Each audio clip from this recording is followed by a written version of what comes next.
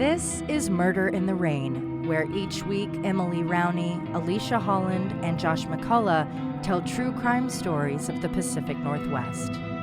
Murder in the Rain contains graphic content. Listener discretion is advised.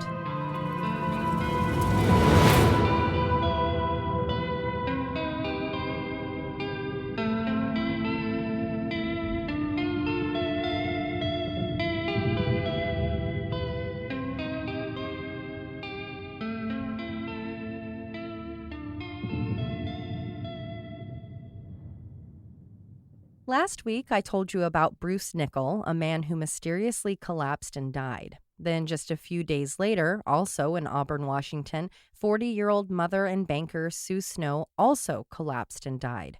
When her death was ruled a homicide via cyanide poisoning, her husband Paul was looked at as a suspect, and the country was terrified to hear there might be another murderer tampering with medication capsules.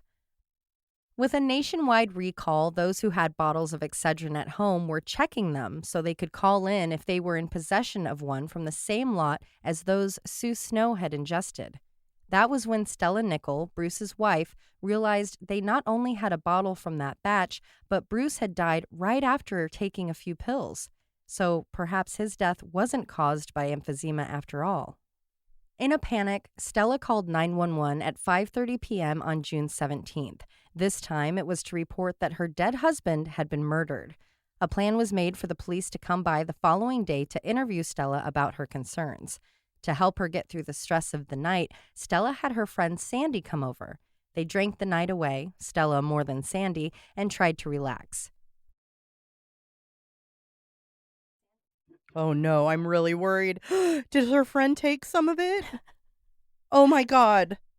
She didn't put tape on it and go, "This killed my husband"? I'm so nervous. I can tell.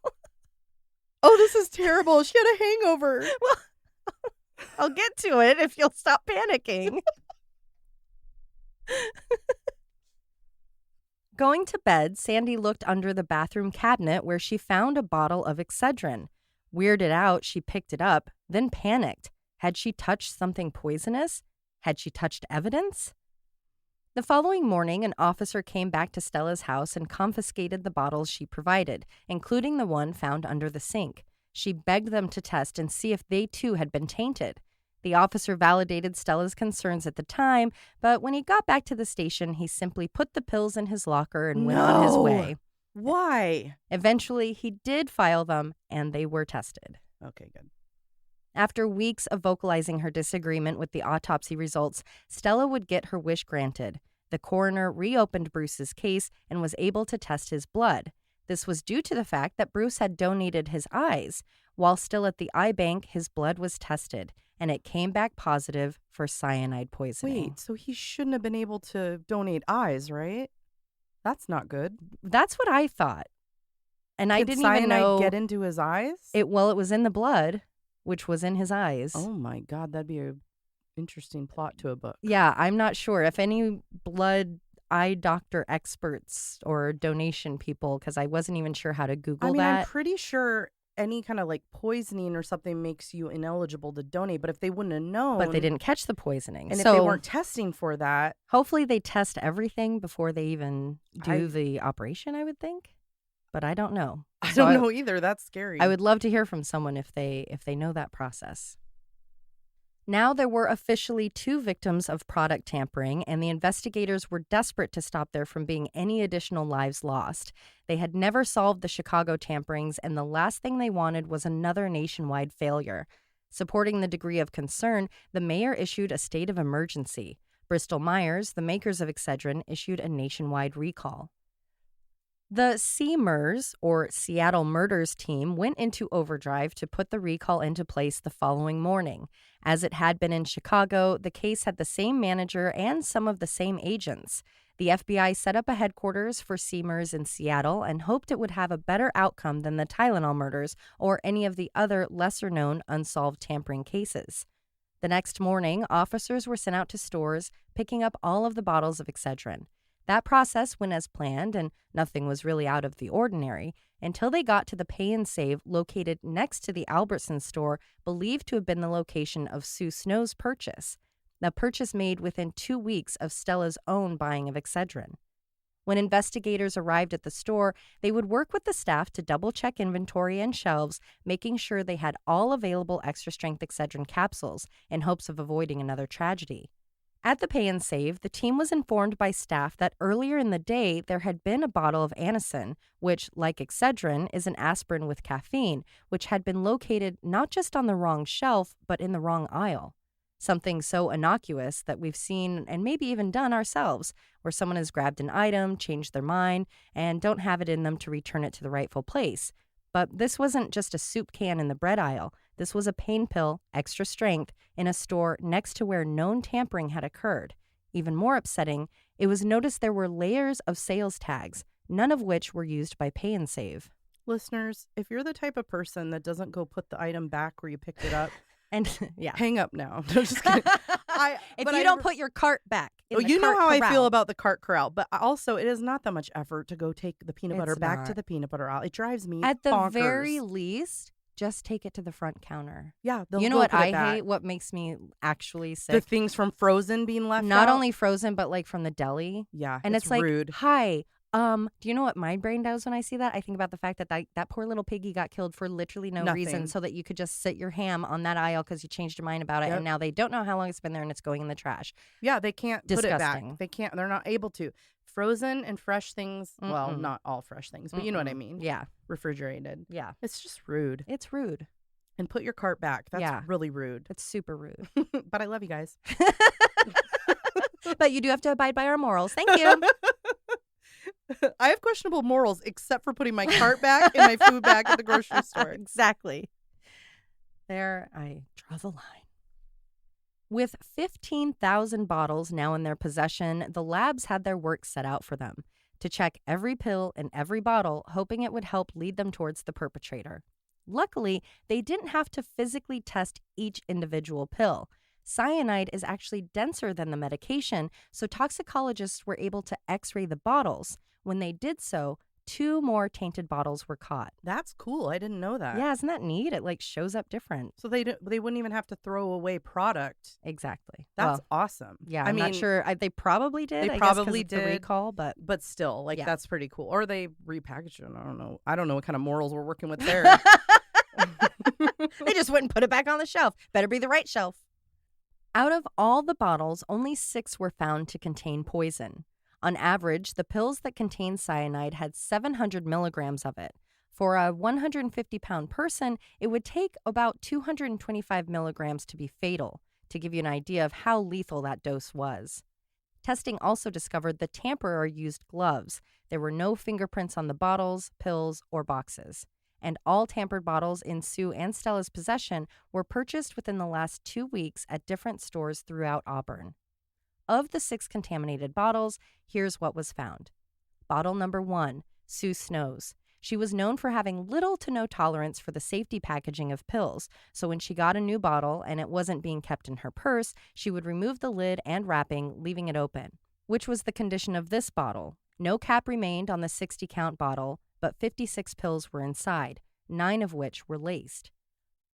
Right away, as the cyanide was examined, something odd caught the toxicologist's eye. The cyanide contained microscopic green specks of an unknown origin. Documentation regarding the specks would become detrimental to the case. Bottle 2, recovered from Johnny's, a store in Kent, Washington. The 60-count bottle was still in the box, but the safety seal had been cut. There were only 56 pills left. 4 were poisoned, all had specks. Bottle 3, that was the one Stella turned in. It was a 40 count, and she too didn't care for the child-proof lid, so she would bend it to allow for easier opening. The couple had consumed 33 of the pills, leaving only 7, 2 of which had been poisoned. Well, that depended on how many Bruce had taken that night when he died. There had been 4 or maybe 5 deadly capsules originally. One of the 2 remaining had green specks. Amazingly, Stella claimed that, just like with the Chicago case, she had been so distraught after Bruce's funeral, she came home and took a couple of Excedrin. By some miracle, she didn't ingest a tainted capsule. That is lucky. Of the 2 additional bottles from the Nickell home, bottle 4 was newer. There was no seal, but of the 40 count, only 5 had been taken. 4 of the remaining were laced, all of which contained the mysterious green substance. The last bottle from their home was the one Sandy had found under the sink the night she came over to console Stella. Due to the type, this actually wasn't considered evidence. As for the wrong shelf Anacin, the box had been re-glued and it had originally come from a different store. Of the 50 count listed on the box, there were only 45, of which 4 had specks and cyanide. This led to several theories and provided some answers. As for who was doing this, it was figured that poison was found in multiple brands, so it probably wasn't occurring during production. Paul was the top suspect based on his behavior and the possible strain in he and Sue's relationship, but that wouldn't explain endangering and even killing strangers. Yeah, why would, what motive does he have to do that? Exactly. So was this the same killer from Chicago, or just another madman wreaking havoc? Investigators were so desperate for a lead that they even toyed with the idea that this could be the new M.O. of the then unknown Green River Killer. No. I mean, easy to say Pretty in retrospect. Pretty outrageous to even consider then, I think, but when you have what appears to be multiple serial killers. Yeah, you're grasping at straws. Yeah. So did you say what those specs were? Do we know yet? They don't know yet. Okay. They're just they're confused as to what it could be because it's mixed in with the cyanide. But they're all consistent with each other. Those Yes. specs are the same. Mhm. Okay, interesting. With the cyanide from all of the bottles matching, it was decided that this hadn't been a one-off and then a copycat. These were all the same case, per se. With the investigators' sights still fixed on Paul and closing this case being a priority to be able to give the community peace of mind, investigators wanted to interview the family, but Paul forbade it. That didn't stop the adults in the family from speaking out, though. When it came to Paul, it was clear that everyone knew he was prone to being temperamental, something the detectives didn't need to conduct interviews to find out. Paul had expressed his frustration with them and the investigation on plenty of highly emotional occasions. One example was when investigators asked Paul to take a polygraph test. To that request, he essentially, quote, blew up. In additional conversations with Paul, he claimed he had come home from a drive the night before Sue passed. In the morning, just like every other day, both he and Sue took 2 pills for the benefit of caffeine. It was noted that on other occasions, he never said anything about the caffeine, instead saying Sue took them for headaches, which was also what her twin Sarah had stated. It was odd to detectives that 1, Paul was lucky enough to not get another tainted capsule out of the same bottle, and 2, if he left before she was up for the day, how did he know that she took the 2 pills? Was this an assumption? Or something he had made sure of? 2 things. 1, he is not doing himself any favors. No. 2, I didn't realize anyone would take pills for caffeine, etc. I know it has caffeine in it, but people actually take it for that benefit? I don't know if they take it strictly for it. I mean, I'm sure there are people in the world that do. I know I seek it out when I have an exceptionally bad headache, especially a sinus headache, because caffeine does help relieve that for me. So I will seek it out for the caffeine because of the type of headache. I unfortunately had to discontinue using it because it thins the liquid caffeine in my inner ear. Well, there you caffeine, go. Yeah.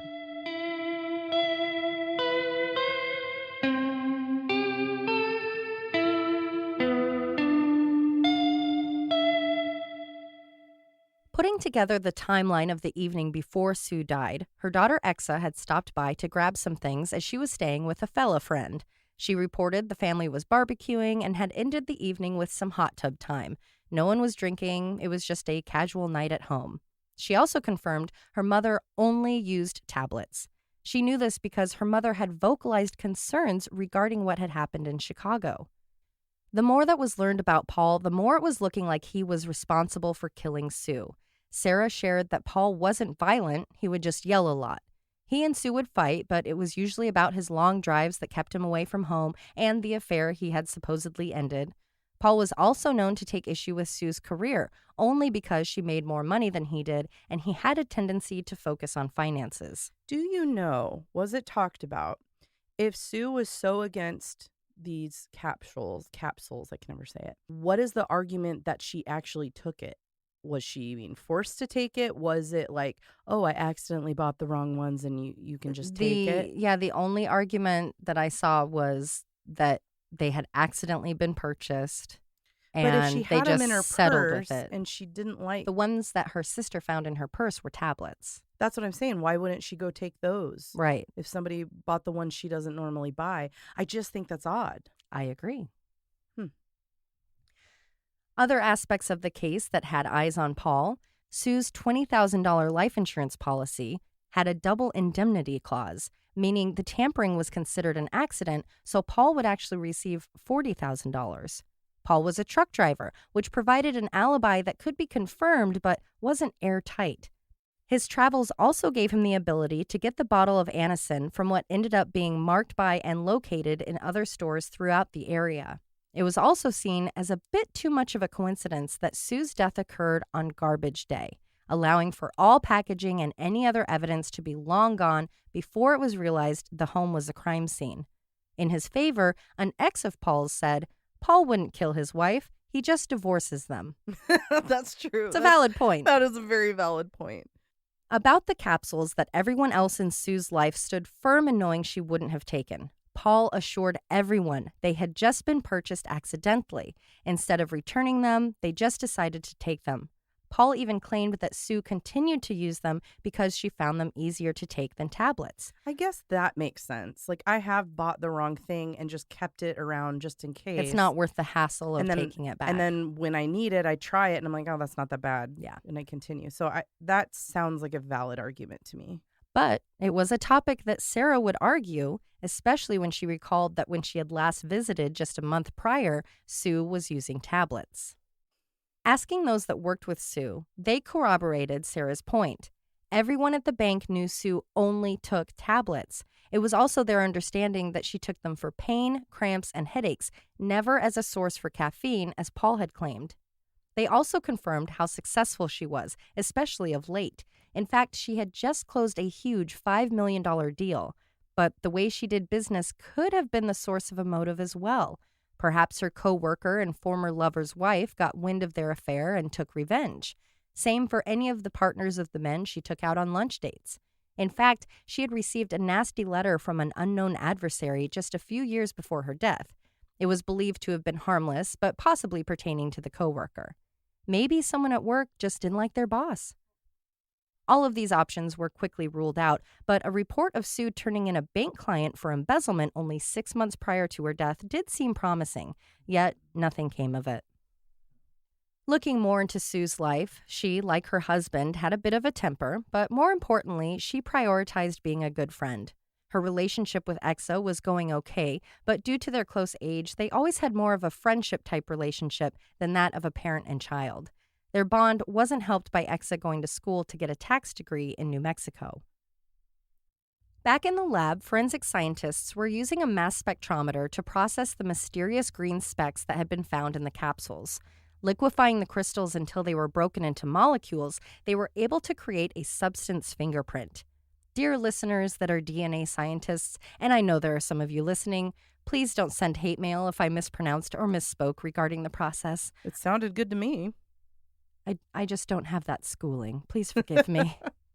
Anyway, that chemical fingerprint told them that the specks were made of azatrine, diclone, muron, and cyanide, which equaled chemicals used to clean aquariums. So Roger Martz, an FBI chemist, went to an aquarium store and purchased multiple algicides. Only one had the same makeup as what had been found, a product called Algae Destroyer.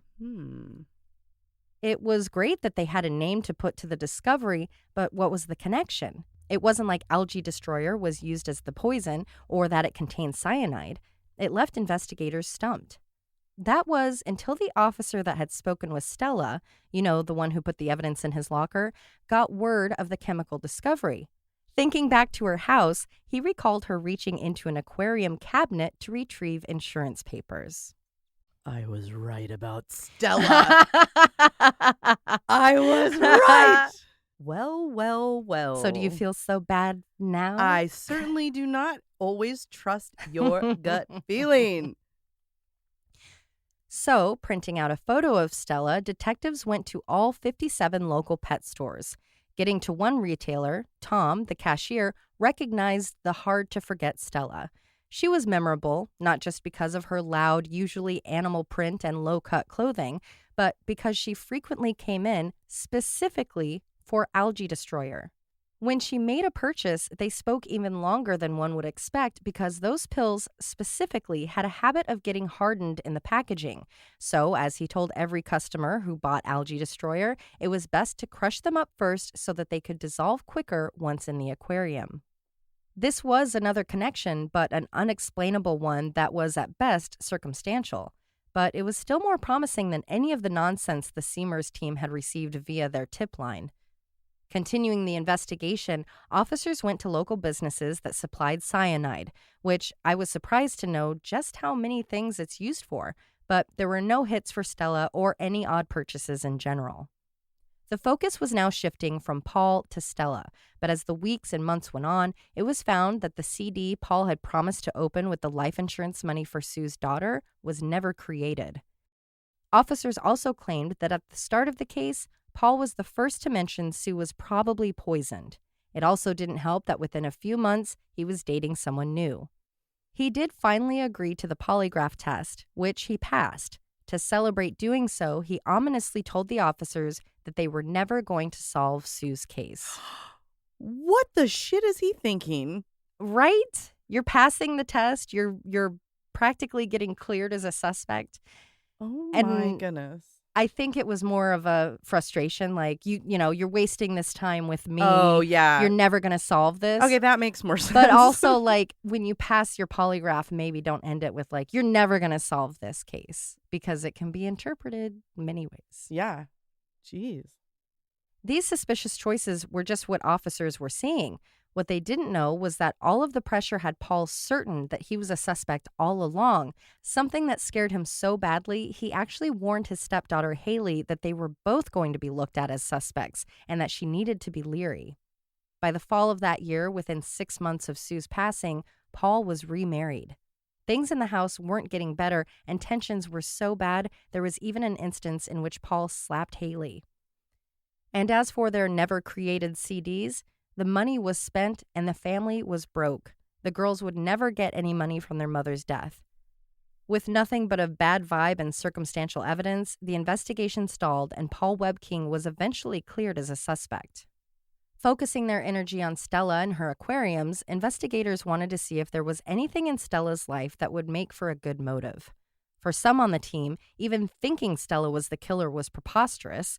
Bruce was dead and buried. Stella had a death certificate. If she had killed him, why on earth would she draw attention to it? That was the question the SeaMurs investigators knew that if they could answer, it could very well solve the case.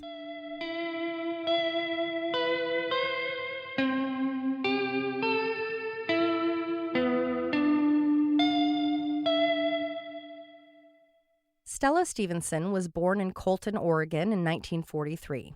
To say her family's means were meager would be an understatement. To drink or bathe, she and her siblings had to fetch their water from oak barrels. The family of 8 was living in a 2-bedroom home near an animal rendering plant. There had been claims the home was full of sexual and physical abuse and neglect. A sister of Stella's accused her father of sexually abusing her. The children witnessed their father shooting at their mother with a shotgun. Perhaps due to the abuse, Stella developed early, becoming sexually active in elementary school. Before Stella was even born, the family had experienced major trauma, her baby brother, Frankie Jean, dying from a head injury shortly before she was born. The family would be hit with more devastation when, at 5 years old, Stella had an accident at the stove and badly burned her brother, Little Joe. He recovered, but it had been a serious injury. Then, 5 years later, a house fire would kill Little Joe. Stella and her siblings would make it out unharmed. Stella noted she never saw her mother cry about the loss of yet another child. Besides all of that trauma, the family relocated frequently, leaving Oregon for Colorado, then going back to Oregon, then Puget Sound in Washington. Stella then lived with her grandmother in California before settling back in Washington as a 30-year-old in 1973. Not that this is pertinent to the case, but I feel this story illustrates the kind of chaos Stella was living in. Her mother, Alva Georgina, who went by Jo, found her birth certificate much later in life. Instead of reading it and being like, oh, okay, good to know, She discovered that her name had been Cora Lee at birth, and from then on, she insisted everyone refer to her as that. When Stella was just 15 years old, she ended up pregnant.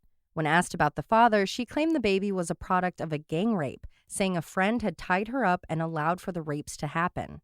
As horrific as that is, there were questions about the legitimacy of her claim, not because she was a woman, but because she was Stella, and honesty hadn't always been her best quality. To cover up the shame of what was then a bastard child, Stella became involved with a boy named Lester.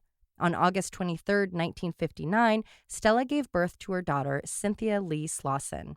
The relationship with Lester didn't last, so Cora Lee offered to care for or even adopt her granddaughter. Stella had no problem taking advantage of the free childcare her mother provided, and it wasn't long before she was back on the dating scene and once again finding herself pregnant. Her older boyfriend had given her a ring, but when she discovered him cheating, she called the relationship off. With her mother unable and unwilling to support another child, Stella was forced to place her son up for adoption, sight unseen, in 1963. To cover her deeds, she told her family, or at least those who had known she was pregnant, that the baby had been stillborn. By 1966, Stella was in California, married to a man named Bob, and pregnant again. After second daughter Lee was born, it was less than a year before Stella was pregnant again. With 2 young children and money being tight, Stella couldn't imagine managing another baby, so she had an abortion. Bob didn't mind. He didn't think the baby was his anyway. Through all of that, marriage and children hadn't slowed Stella down. She still loved the bars and the attention she got from men. Unlike most parents, having children didn't cause Stella to reprioritize her lifestyle or budget. It was noted that Stella would take care of herself, in whatever capacity that meant for her, before worrying about Cindy. There would even be times Cindy would go without food before Stella would stop shopping for things that she wanted. In 1969, Stella did what many mothers did back then. She spanked her daughter for not leaving her clothes and makeup alone. According to Stella, it wasn't anything more than a typical spanking. But when bruises were noticed by staff at Cindy's school, they questioned her. She shared that her mother, in a rage, grabbed a wooden pole used by Robert in a doorframe to hold his feet while he did sit-ups, and she beat her with it. Child Services stepped in, and Stella went to jail. Bob had been shocked when he saw Cindy's condition. Stella was unfazed by the accusations. Cindy was not only fond of any kind of attention, but she also bruised as easy as a banana. As if this wasn't all traumatizing enough, it was while completing paperwork with CPS that Cindy learned Robert had not been her biological father. A simple lie via omission on her mother's behalf. So not only is your mom abusing you, Yeah. your dad isn't your dad. That's Yeah, because really she was rough. so young. She was so young when Stella and Bob got together that she was just raised with that being her father. There was never a conversation either way.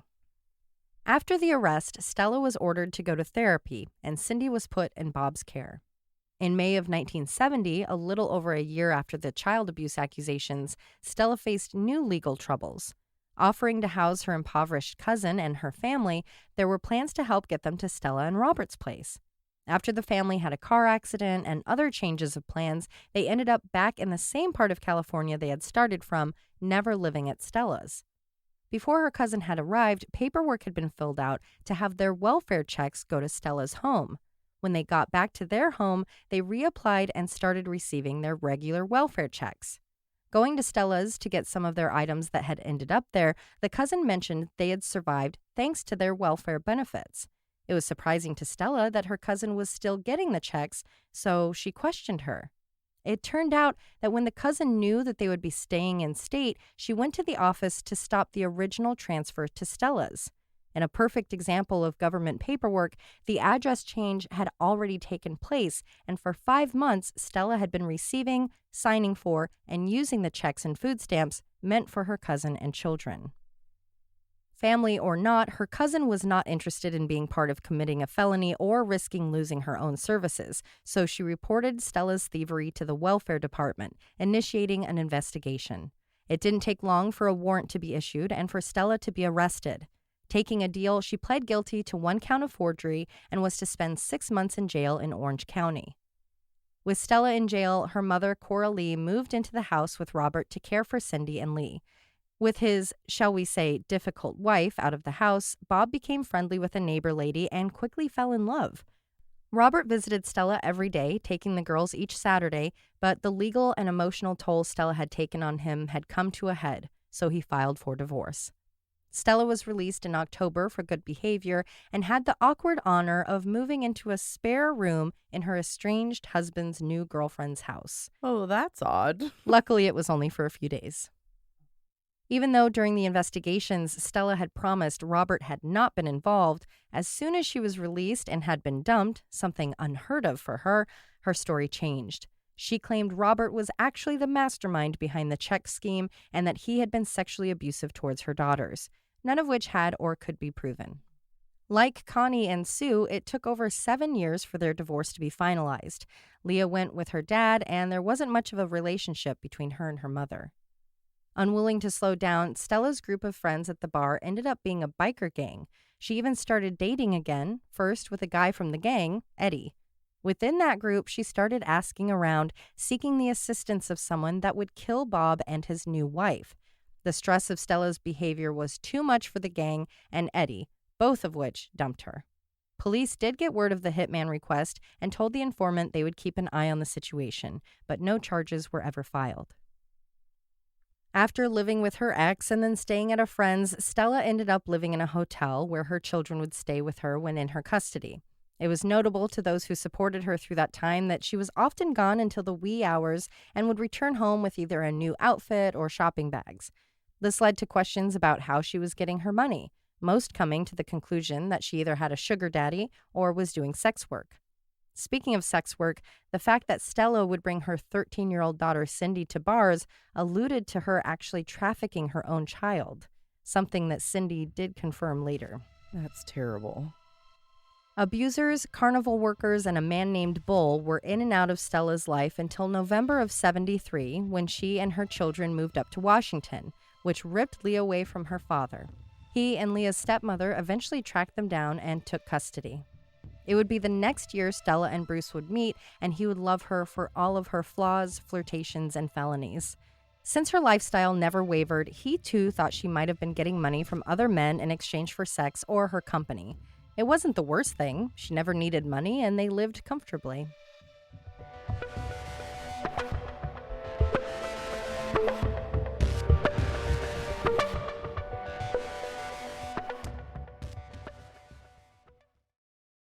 Even if more of the SeaMurs team was looking at Stella as a viable suspect, some still had reservations about Paul. With a warrant to check his truck, police searched it, finding nothing out of the ordinary, just some vitamins and bennies used as stimulants to stay awake on long trips. It was reported later that after the search, Paul went looking on his own and found a bottle of Excedrin capsules in the seat pocket in the truck. Fearful it would make him look bad, he claimed to have thrown them into the Green River, which also made him look bad. Yeah, I don't know if that made it any better, sir. Nice try, though. Sarah, Sue's twin, was also one of the people still on team Paul is guilty. Having been around her sister and family, it was clear they were spenders, but she knew between them they didn't have enough to live the way they had been. The insurance had been motive enough for her. Even though she didn't trust him, he was still family, and it was hard to believe that he would really kill Sue. So one night, when she had been there after the funeral, Paul offered Sarah a tranquilizer. Desperate for relief, she took it. It helped, but looking at the instructions later, the dose he provided was about double the amount she should have taken. Not that that was concrete evidence, but it only served to further prove her doubts. Searches also took place at Stella's house. If she was to blame or not, her husband had been a victim. Searching the home and Bruce's shed, they thought they may have come across the cyanide when a mysterious powder was discovered in some Rainier beer bottles. Inquiring as to what it was the totally acceptable and very long-time Northwesterner answer. It was dust they had collected from the eruption of Mount St. Helens. Tell me that was proved. Yeah, it was. Oh my God. It was just ash. That is hilarious. Who doesn't have Mount St. Helens ash in their cannot get house? more Pacific Northwest than that. Especially in a Rainier bottle. It's not even like nicely displayed. It's just like, I've got some ash over there. Vitamin R. On June 19th, Stella had a visit from and formal interview with the FBI and FDA. Speaking about life insurance, there was a policy with a state worth $5,000 for life, $5,000 if accidental, and a possible $25,000 additional. She had additional policies, which Bruce missed out on because of a paperwork error. They went over the receipts for her multiple Excedrin purchases from multiple locations. The receipts didn't match up to all of them, but that wasn't that big of a deal. Other aspects were unsettling, though. If it had been so well known Bruce was struggling with headaches and he had been taking medication daily, why would she buy the smaller bottles? Why was she buying bottles across town? Most concerning, what were the odds of one person being in possession of 2 tainted bottles out of 15,000, especially when they were purchased on separate occasions?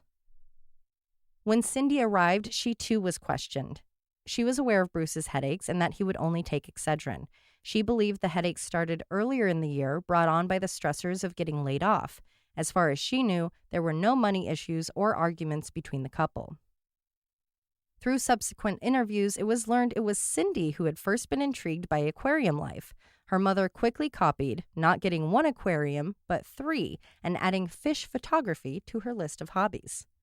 As the tips and clues dried up, investigators were desperate to get Stella on a polygraph. Maybe it would clear her, maybe it would damn her. But every time she was asked, she expressed her desire to do so to help close the case, but she wouldn't be able to. Her doctors had put her on a medication to manage the trauma of losing Bruce, and they were certain that they would interfere with the results. It wouldn't be until December of 1986 when she would finally take the polygraph. She failed. Not surprised. Processing the paperwork Stella had provided and cross-checking other information, it was realized Stella had either been in the dark or bluffing when it came to the life insurance payout. Bruce actually had 2 policies. On one, the payout was $100,000 higher if the death was accidental, which tampering consisted. In all, she would be receiving about $175,000. A red flag the size of the American ones at Camping World was raised. That's big. That's a big red flag. Looking into the couple's finances, it was clear pretty quickly that whatever Stella was doing to bring home clothes and jewelry was not paying the bills. Stella wasn't working, she was attending school, and the couple was broke. In 1982, she filed for bankruptcy, and in 86, she had about $20,000 in debt. She was getting letters of delinquency from collectors regularly. A final notice for their mortgage had just come through on May 27th. Desperate to stave off foreclosure or other financial nightmares, Stella sent letters to the lenders. Led to Stella's communications of late, investigators found even more unsettling information. After Bruce's death, Stella was a squeaky wheel, calling the coroner and then the insurance agents frequently. For the former, it was to get the death certificate and cause of death. Once she had that, she was calling the insurance company for a payout. This sounds familiar. But after Bruce's death was ruled a homicide, it halted all progress, and she wouldn't be getting paid until the case was closed. Tracking down the letters she had sent to the lenders, they were all similar, asking for time, explaining that the money would be coming through. But those that mentioned a windfall and the ability to pay soon were eyebrow-raising. Not as much as the one that mentioned before Bruce's death that her husband would, quote, no longer be involved with the matter and the bill would soon be paid in full. Ma'am, that was not a smart idea. No. What a ding-dong. This could have been in regards to a divorce, not necessarily murder. According to Stella's niece, Wilma, she knew things were not going well for the Nickels. Her Aunt Stella, who was more like a mother to her, would call and complain about Bruce, especially after he got sober and, according to Stella, boring. Wilma offered her home in Texas as a place for Stella to go, and she seemed to be seriously considering the option. Around the time of Bruce's death, Stella and Wilma had made a plan. Wilma was leaving the country for 2 weeks for vacation. When she returned, she half expected to find Stella living at her home. When she returned and Stella wasn't there, she assumed it was because she had changed her mind about leaving Bruce. Wilma later learned Stella hadn't driven to Texas to be with her because of Bruce's death. Before Stella took the polygraph, she too was in another relationship. She was sort of engaged to / dating 60-year-old Harry Swanson. That didn't last long, and soon she was on to Fred. She had also procured herself a job. She was now a passenger screener at the SeaTac airport. Continuing their investigation of Stella, a handwriting expert confirmed the signatures on the life insurance documents had been forged, not signed by Bruce Nickell. Girl, you're in trouble. Mm-hmm. Interviewing Cindy again, she passed a polygraph, and the FBI learned a lot more about her and Stella's relationship. It had always been difficult, especially with Stella's abuse, which had led to an 8-year estrangement after Cindy had her baby at 19 years old. They had only reconciled not too long before Bruce died. When he did, Cindy had assumed it was maybe due to overdosing on cocaine, like he had fallen off the wagon and partied too hard. Around that time, the women had been trying to create a closer relationship, even working together at the airport. Their lack of boundaries led to occasions when Stella would sleep with a man Cindy had been seeing just because she could, and Cindy was known to do the same. Sounds like a healthy relationship. Yeah. That was all good to know information, but it didn't really help the case. That was until Cindy dropped a bombshell. She and her mother had discussed Bruce's death while at work, and she could lead officers to some of the most damning evidence proving what she had believed all along, that her mother killed Bruce. Cindy shared that Stella had been talking to her about getting Bruce out of her life. Not only had he become a tiresome teetotaler, but with the insurance money, the mother and daughter could make their dreams come true and open a fish shop of their own. Cindy had felt those conversations were just her mother's charming way of venting her frustrations. But soon, Stella started to get specific. Perhaps she could get a hitman and just get it done. Maybe someone could cut his brakes or cause a car wreck. She even mentioned being inspired by the Tylenol deaths and how that person still hadn't been caught. Cindy claimed that Stella landed on the poisoning route, but it took a few tries to get it right. She had originally put seeds, possibly from foxglove or the hemlock plant, into capsules, which Bruce did consume. They gave him a tummy ache, but he recovered within a day or two.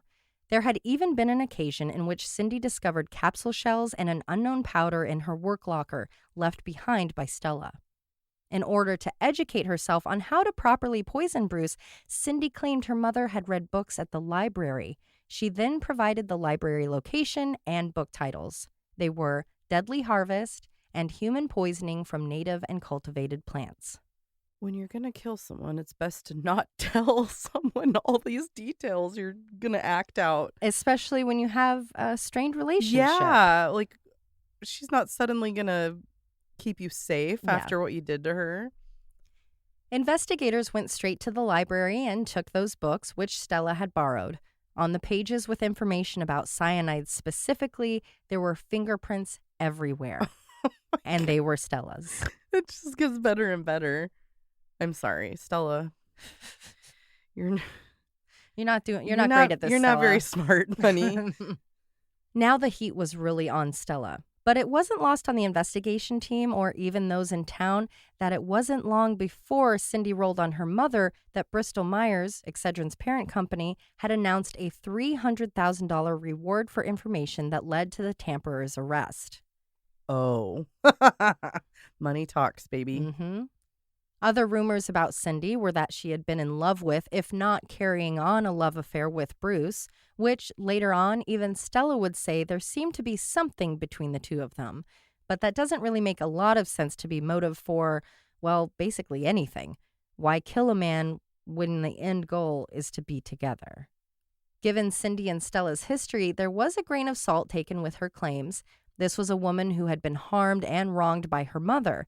Killing her husband and then pinning her for it would make one hell of a revenge plot. It seems like a lot of effort. Plus, they have the fingerprints, right? Maybe they were in on it together and she turned on her. Tell me more. Whenever pushed about that possibility, Cindy fought back. She had wanted nothing more in life than to be close to her impossibly distant mother. Here they were, finally becoming a family again. She knew saying anything to the investigators would cost her that relationship, which was one of the reasons she hadn't reached out sooner. She hadn't called when the talk of killing Bruce first came up because she thought it was just talk, and she couldn't risk losing her mother again. With Stella the prime suspect, thanks to Cindy's confession, the team was narrowing in, and Cindy was gone, skipping town to avoid the wrath of her mother. Questioning neighbors of the Nickells, one that shared the property claimed to have found a pile of capsule shells on the property but hadn't thought much of it. When detectives asked Stella why she was reading books about poison, she claimed it was because the new property had a lot of plants that she wasn't familiar with and she wanted to protect her grandchildren. By now, even Stella's friend Sandy, who had found the bottle under the sink, was working with the FBI. And new boyfriend Fred shared that Stella, who had become an even heavier drinker with the loss of Bruce and preceding scrutiny, confessed to him in a private, intoxicated moment on their couch that she had done it. Back at Stella's house, they never found algae destroyer, but they did find a liquid form of algae management. They hadn't found a mortar and pestle or any other tools for grinding, but the SeaMurs team felt they had finally caught the responsible party, and for the first time, they would be able to charge someone under the newly enacted federal anti-tampering law.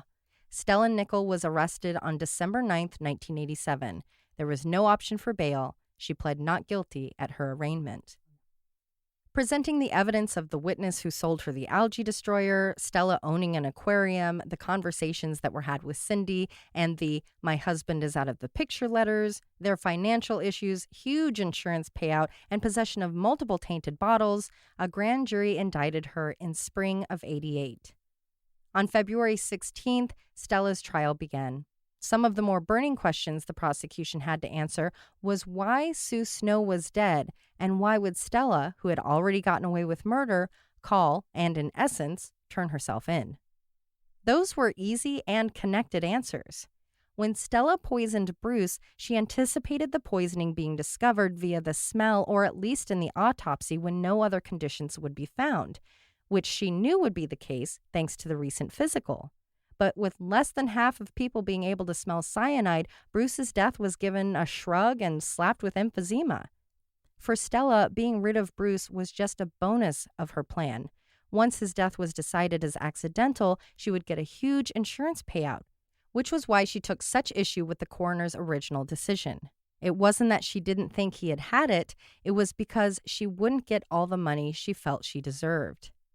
Getting the death certificate, she had to enact Plan B, plant other bottles. Let innocent, unrelated people die a horrific death, shattering families, traumatizing children, so she could make her dramatic follow-up 911 call, reopening Bruce's case, changing his cause of death, allowing her to get the money. That is ridiculous. She could have got away with it if she didn't do that.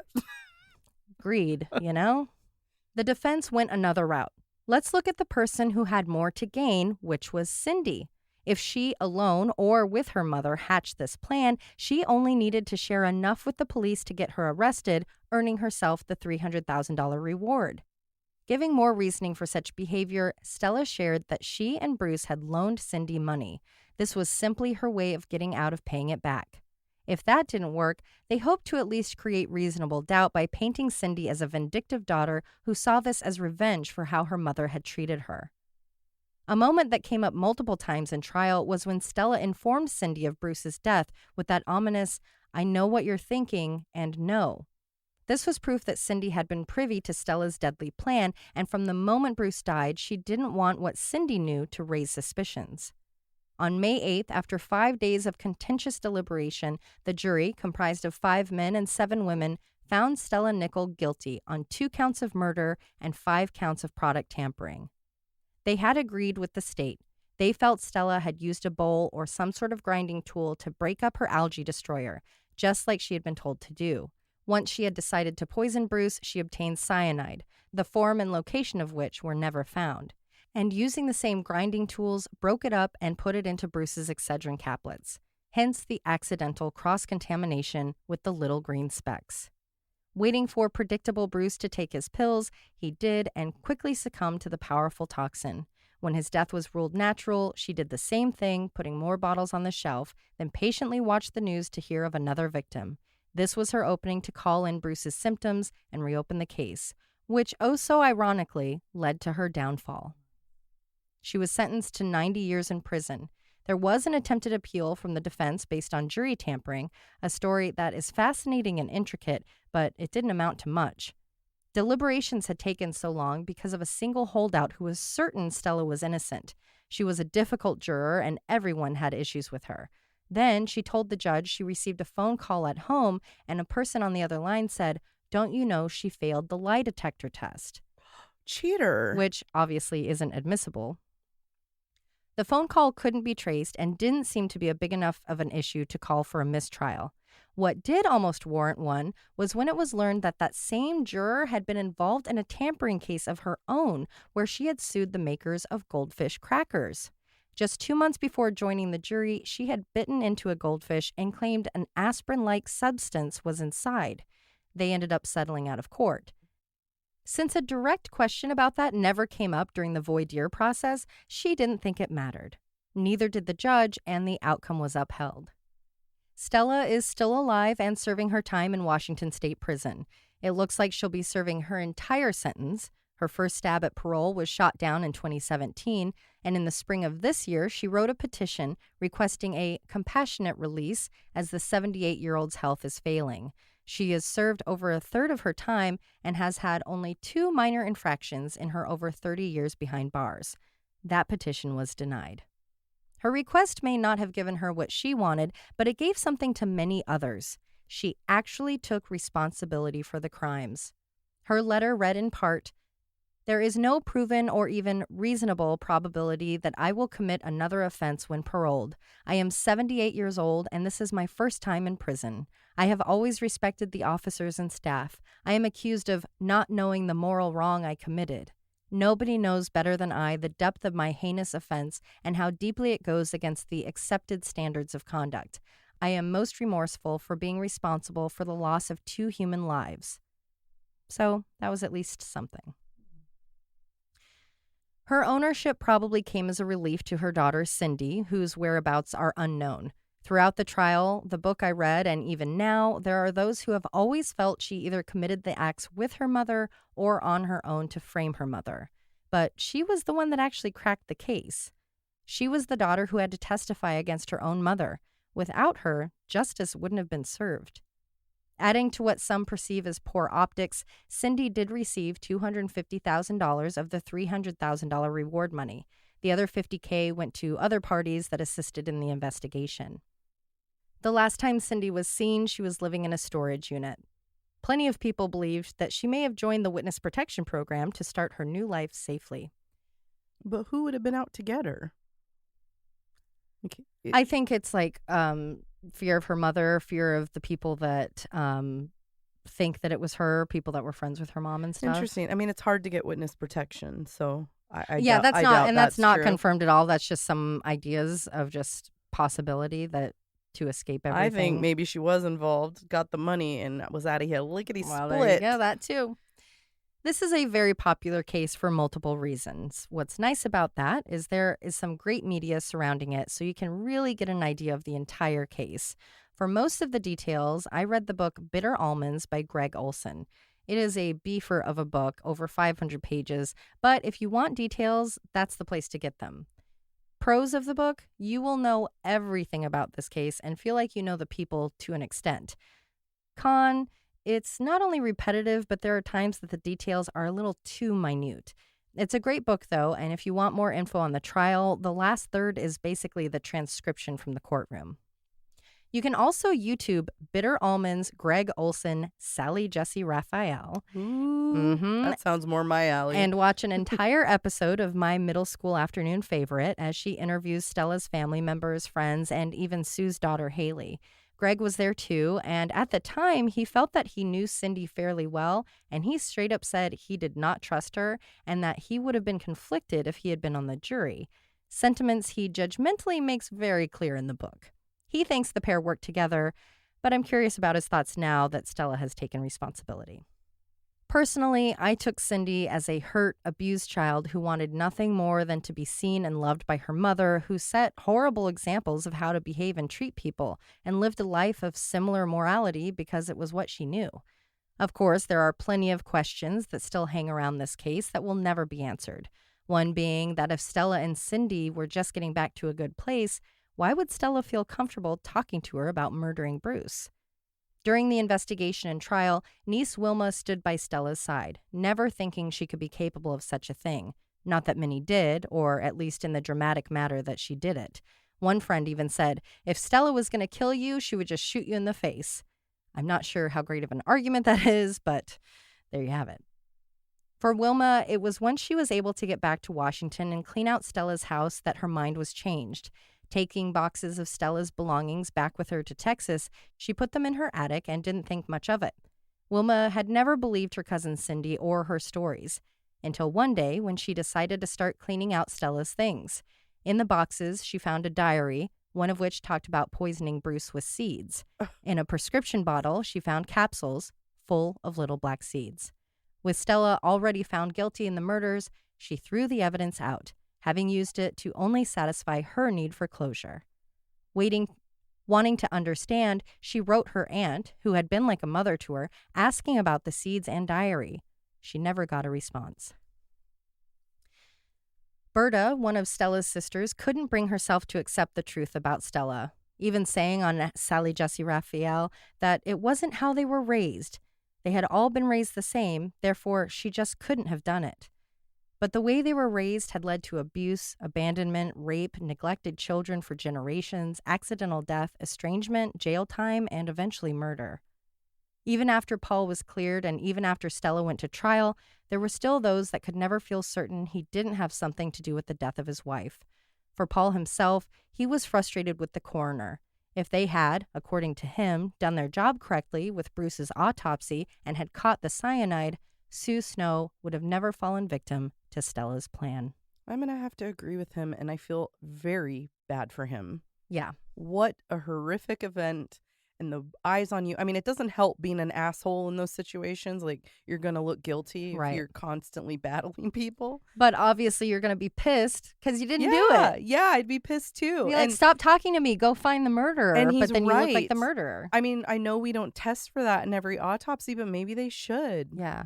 I wonder if at this point, because this was 30, almost 40 years ago, if there are further testings that happen, like blood tests. Yeah, and I think stuff. there are blood panels that test for like a ton of things. Yeah. But oh man, I feel so bad for him. You know how many people in his life thought he was guilty? Oh, definitely. Forever. Definitely.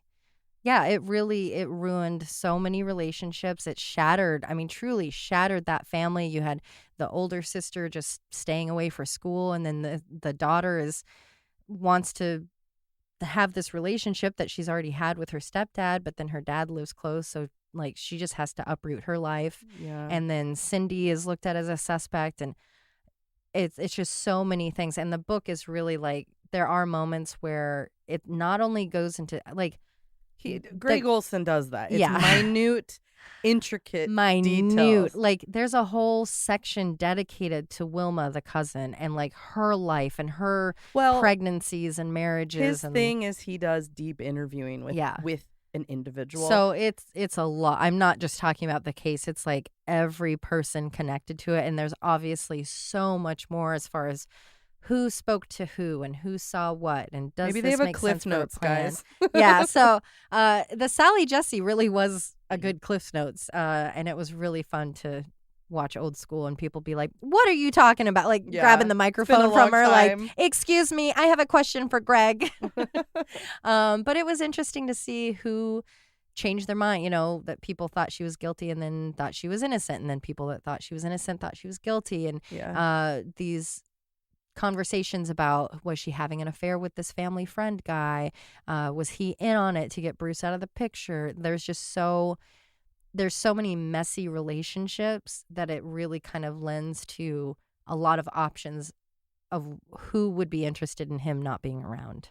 One of the things I have been hung up on this entire time that we've been recording this is the focus on why someone would take capsule versus tablet. Like, unless you're telling me that Paul forced those down her throat, why does it matter? She willingly took the pill that night. I think it was just because they didn't know, it was proven it was in the pills, and it alluded to him messing with them. And from what they knew, she was the first one, because Bruce wasn't proven until later. And so it's only her, and it's in the house. But the sister was so adamant about her never taking him. I'm like, obviously she did take it. Right. Which But is so get it funny. if- I was like trying to think, I'm like, do I know that kind of detail about literally anyone in my life? I do about some people, but maybe some really specific things. But I think that it was so scary because of her fear of the Tylenol situation. well, and anything to And- point at him Exactly. doing it. And I get that. Like the capsule he could tamper with. Right. The tablet he couldn't. And it makes sense if I have a loved one and we have had a conversation about both being paranoid about something and fearful of it, and then I find out that they died from that thing and they were taking it in a means that they had basically sworn off.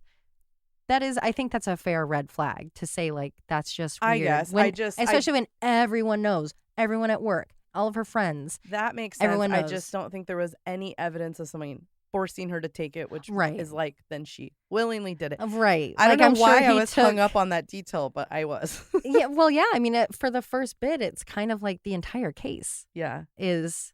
That is a very interesting case. I actually have never heard it, which is surprising because I know all about the Tylenol murders. Yeah. It's just really upsetting because, as always, you can look at Stella's life and go, that's a horrible life. And you were not given the tools to have a healthy and successful life. However, not okay, but it's one thing to kill your husband. If you have some sort of plan for insurance or whatever, you're one kind of monster. But to have that not go your way, so you decide to just Do kill it again, a random strangers. You don't know Yeah. if it's going to be children or a friend That's very or dark. literally anyone in the area, and they happen to have caught it. The fact that no one else died is like amazing, even though she only did a few bottles. Yeah. And it's just, it really speaks to her thinking things through, to be like, you have 2 bottles that are tainted that you got at different times at different locations. That's like probably, like, by probability standards, impossible. And then the calling in. That's the thing too. It's like, that's how greedy she was. Yeah, she's a bad lady, and I do not buy the letter in the end. I'm sorry. I don't. No, not at all. I'm glad that she took responsibility. Yeah, that's good. But But also, Cindy, I know you know. did something bad. I don't know that she did. I think she did. and- Greg Olson writes very he doesn't paint her in a good light, but I feel like the way he writes it, I can hear his voice. I think she did it by omission. I think she knew a lot and could have turned her in earlier. Maybe, and maybe she even had a promise of splitting the money or something and didn't stop Maybe, it. But yeah. for me, that's, from what I read of her, that's about as far as I would see it going. He really is not fond of her, and it's kind of bias Maybe in the it's book. personal. Yeah, it's just kind of this judgmental, like, they're all just these white trash people and having babies and doing this, that, and the other, and she just can't she make was raised decisions. by this monster. Yeah, it's like her mother's a murderer. Do you think she's going to be still- flourishing? I still do think she's involved, whether or not, if she was doing it to just be close to her mother. I Right. get that, and she's incredibly damaged. Right. But I And you can't could let it go. I mean, it would be hard to either lose that relationship, that whether or not it's healthy or good for you, you pine for it because it's your mother. So you either lose that relationship Right. or, you go along with it and you're part of this murder. Well, or, here's hoping she's lived a stand-up life since then, and I'm Yeah. wrong. Yeah, no, she just didn't strike me as like I don't know, like a someone seeking out Devious. like a criminal life or anything. It was Mm. like, well, if I stay quiet, my mom won't hate me and we can share this money. And if I talk to anybody, it destroys that relationship. But Well, it's intricate, it's sad, and it's very, very interesting. So Yeah. thanks for sharing. yeah, thanks for listening, everyone. And it's really hot in here, guys. Let's go get some Costco hot dogs.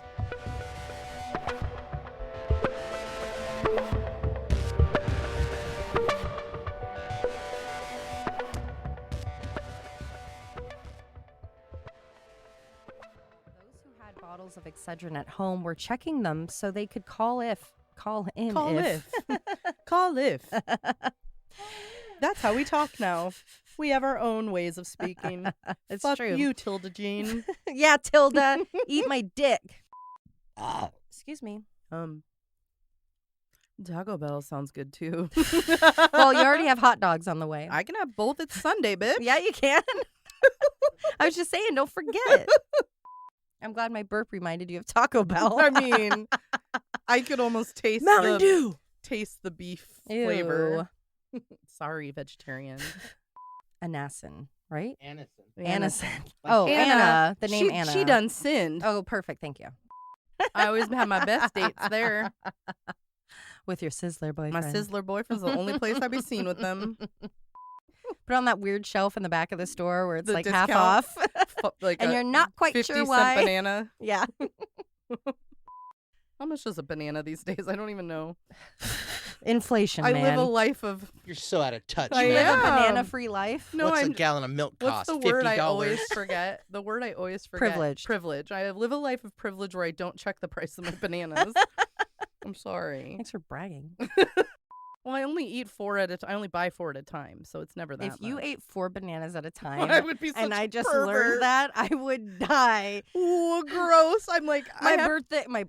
My double breakfast? I double fist banana breakfast. Oh my God, sick. You die. I would die. That's disgusting. That's I too much banana. I can't even eat a whole one. Oof. I have to make Chloe eat the other I'm half, and she gagging. does not like them. Too much banana talk. I'm not a minion. I know you hate banana smell, which I think is funny.